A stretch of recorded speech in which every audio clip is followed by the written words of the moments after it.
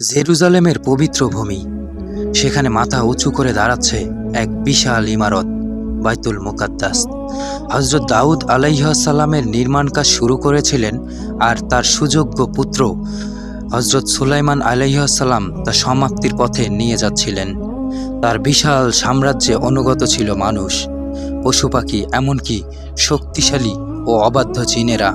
অসমাপ্ত কাজ ও জিনের ভয়ে বাইতুল মুকাদ্দাসের নির্মাণ কাজ তখনও কিছুটা বাকি। বিশাল বিশাল পাথর বয়ে আনছিল শক্তিশালী জিনেরা। তারা কেবল সুলাইমান আলাইহিস সালামের ভয়ে দিনরাত হাড়ভাঙ্গা খাটুনি খাটত। যদি তারা সামান্য টের পেত যে সুলাইমান আলাইহিস সালাম আর নেই, তবে মুহূর্তেই কাজ ফেলে পালিয়ে যেত এবং পবিত্র এই নির্মাণ কাজ অসমাপ্ত থেকে যেত। মৃত্যুর সময় ঘনিয়ে এলে আল্লাহর হুকুমে এক বিশেষ হিকমত অবলম্বন করলেন সুলাইমান আলাইহিস সালাম। তিনি ইবাদতের উদ্দেশ্যে তার মেহরাবে প্রবেশ করলেন। একটি মজবুত লাঠিতে ভর করে দাঁড়িয়ে তিনি আল্লাহর ধ্যানে মগ্ন হলেন। ঠিক সেই অবস্থায় মালাকুল মাউত এসে তার রূহ কবজ করে নিলেন।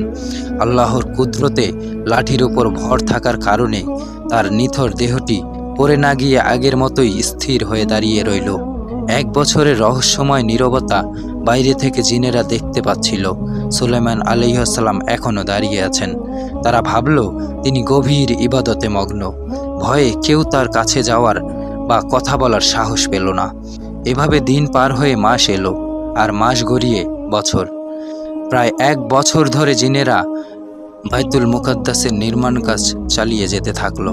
অবশেষে বিশাল আকার ইমারতটি পূর্ণতা পেল। নির্মাণ কাজ শেষ হওয়ার পর আল্লাহ তাআলা সেই লাঠির ভেতরে এক ক্ষুদ্র উইপোকা সৃষ্টি করে দিলেন। উইপোকাটি ধীরে ধীরে লাঠির ভেতরটি কুরে কুরে খেতে লাগলো। একদিন লাঠিটির ভেতর থেকে একদম দুর্বল হয়ে গেলে সুলাইমান আলাইহিস সালামের দেহটি সশব্দে মাটিতে পড়ে গেল।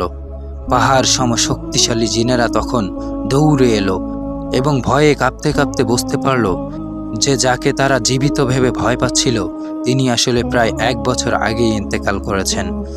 ইবনে আব্বাস রাদিয়াল্লাহু আনহু এর বর্ণনা অনুযায়ী জিনেরা পরে পরীক্ষা করে দেখেছিল যে লাঠিটি খেতে ওই পোকার ঠিক 1 বছর সময় লেগেছে।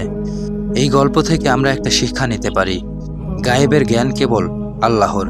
এই ঘটনাটি প্রমাণ করে যে জিনেরা অদৃশ্য বা ভবিষ্যতের খবর জানে না। তারা যদি গায়েব জানতো, তবে 1 বছর ধরে মরা মানুষটির ভয়ে হাড়ভাঙ্গা খাটুনি খাটত না। মৃত্যু অনিবার্য। সুলাইমান আলাইহিস সালামের মতো শক্তিশালী সম্রাট, যার নির্দেশে বাতাস বয়ে চলত, তাকেও শেষ পর্যন্ত মৃত্যুর স্বাদ গ্রহণ করতে হয়েছে। একটি ক্ষুদ্র উইপোকা দিয়ে আল্লাহ তাআলা 1 বছরের গোপন রহস্য উন্মোচন করেছেন, যা তার অসীম ক্ষমতার নিদর্শন। সুবহানাল্লাহ।